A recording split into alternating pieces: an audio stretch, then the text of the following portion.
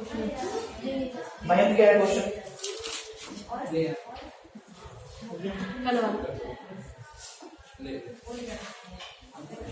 Ninth question क्या है?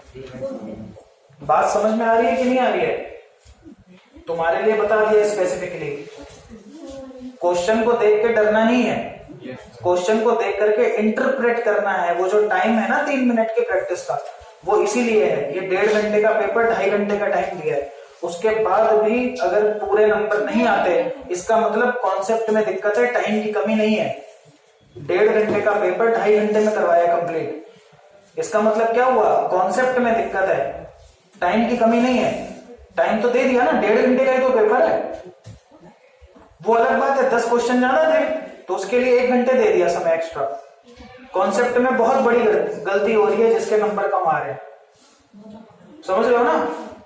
Number कोई मायने नहीं रखते, लेकिन नंबर ये रिप्रेजेंट करते हैं कि तुमने कितना कॉन्सेप्ट डेवलप किया है। ठीक है? और ये टेस्ट इसलिए नहीं था कि तुम्हें नीचा दिखा दिया जाए कि तुम्हारे नंबर कम आ गए।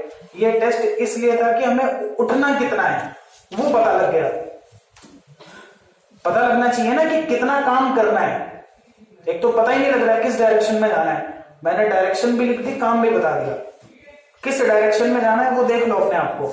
जिसकी जो समस्या है वो मैंने वहां प्रॉपर लिख दी है, उसको घर में बैठकर सोचकर अप्लाई करो। एनसीईआरटी बुक को कॉन्सेप्ट की तरह यूज करो। क्वेश्चन देखो, एग्जाम्पल देखो, उसके बाद देखो ट्रेंड क्या है क्वेश्चन का। सैंपल पेपर सबके पास है, देखो उसमें उस पर्टिकुलर चैप्टर का क्वेश्चन देखो, स्विच ऑन स्विच ऑफ करो बार बार। अगर 3-4 क्वेश्चन कोऑर्डिनेट के कर लिए, कोऑर्डिनेट के बाद स्विच ऑन करके देखो प्रोबेबिलिटी का कर पा रहा हूं। अब तो ये सिचुएशन आ गई है ना, 5-7 दिन रह गए मुश्किल से। समझ रहे हो ना? बाकी जो डायरेक्शन में चल रहे हो वो चलते रहो कि 3 बार करना है, 4 बार करना है क्वेश्चन को। अगर साइन थीटा वाला ये क्वेश्चन ट्रिग्नोमेट्री का गलत हुआ है, और जो मानता है कि मैंने ट्रिग्नोमेट्री कंप्लीट कर ली है, और जिसका ये गलत है, इसका मतलब उसका कॉन्सेप्ट गड़बड़ हो रहा है। Theta is equal to 15 degree answer आएगा। इसकी वीडियो मैंने बना दी है, उसमें भी देख लेना, मैं यहाँ पे भी सॉल्व करके बता दूंगा अभी। समझ में आ गया? इसको एनालाइज करना है कि ये कितना खेल खेल रहा है। इसके साथ खेल इतना ही था कि साइन थीटा √3/2 60 होता है, लेकिन इसने खाली सफिक्स और प्रीफिक्स लगा दिए ताकि क्वेश्चन बड़ा दिख जाए, नर्वस हो जाओ और गलत कर दो। और वही किया नवलेश ने भी, यही किया।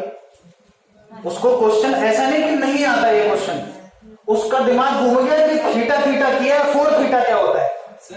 पहला घूम गया, दूसरा 2/3 वाला घूम गया, इसको एडजस्ट कर लेता 4 थीटा में, दिमाग खराब हो गया। समझ रहे हो? कॉन्सेप्ट वही है। बोलो सर।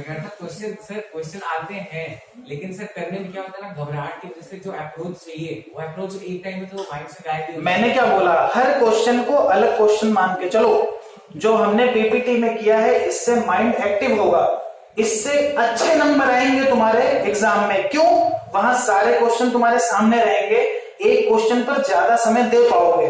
कल के में टाइम बाउंडेशन हर क्वेश्चन के लिए हो गई थी, तो वो इमरजेंसी की प्रैक्टिस हो रही है दिमाग के अंदर, ताकि वहां कंफर्टेबल रहो।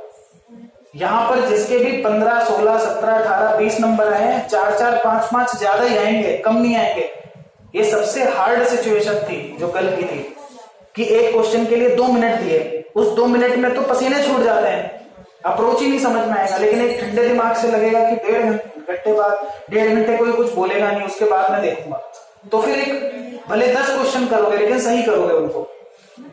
समझ रहे हो ना? तो ये माइंड के लिए प्रैक्टिस डेवलप करो। अब वो वैसा तो है नहीं कि रिटन पेपर आएगा कर दोगे, रिटन तो आएगा नहीं, कुछ शो डेट कुछ आएगा नहीं, प्रूफ डेट कुछ आएगा नहीं। You have to recognise the correct answer. Correct answer को रिकॉग्नाइज करना है, उसके लिए सारे अस्त्र शस्त्र, टूल्स एंड किट्स रेडी होने चाहिए। वो रेडी तभी होंगे जब वैरायटी ऑफ क्वेश्चंस को करोगे, और वैरायटी ऑफ क्वेश्चंस को नहीं कर रहे हो, अप्रोच डेवलपमेंट नहीं हो पाएगा। इस क्वेश्चन में थीटा 5 थीटा नहीं 1 करोड़ थीटा आ जाए, आंसर तो अप्रोच वही रहेगा, normal multiplication division sine theta की वैल्यू। भाई साइन 0 30, 45, 60 और 90, ये 4-5 वैल्यूज पड़ी है, इसके अलावा कुछ नहीं आएगा एग्जाम में। तो तुम्हारा दिमाग क्यों चकरा रहा है? क्यों चकरा रहा है? मैं भी इसको डिस्कस कर रहा हूं, मैं इसको डिस्कस करके दिखा रहा हूं अभी, है ना। जैसे मान लो इसको डिस्कस करते हैं अभी। सैंपल पेपर कहां है? देखो ये क्वेश्चन है, मैंने इसका वीडियो शूट किया है, उसमें भी चेक कर लेना। देखो यहां पर मान लो ये क्वेश्चन गिवन है 2/3 sin theta is equal to √3/4/12। साफ साफ दिख रहा है, यहां पर डिवाइड हो रहा है, 4 1 जा 4, 4 3 जा 12। साइन 4 थीटा, एंगल को कभी भी कुछ नहीं कर सकते, एंगल जो गिवन है वो फिक्स्ड है, नंबर को हम लोग इधर उधर कर सकते हैं। देखो यहाँ पे 2/3 है, √3 इंटू 3/2 इंटू 3, 3 से 3 कट गया, √3/2 आ गया। देख लो यहाँ पे sorry, 4 theta is equal to √3/2 आ गया। अब साइन √3/2 कब होता है? 60 डिग्री पे, तो 60 डिग्री पे होता है, और √3/2 होता है साइन, और ये 60 डिग्री किसके इक्विवेलेंट है? 4 थीटा। तो 4 theta is equal to 60, theta is equal to 60/4, 10 degree. क्या दिक्कत होगी इसमें? समझ रहे हो ना? अगर 6 थीटा हो जाता तब भी ये आंसर आता, 10 डिग्री आ जाता था। Yes sir.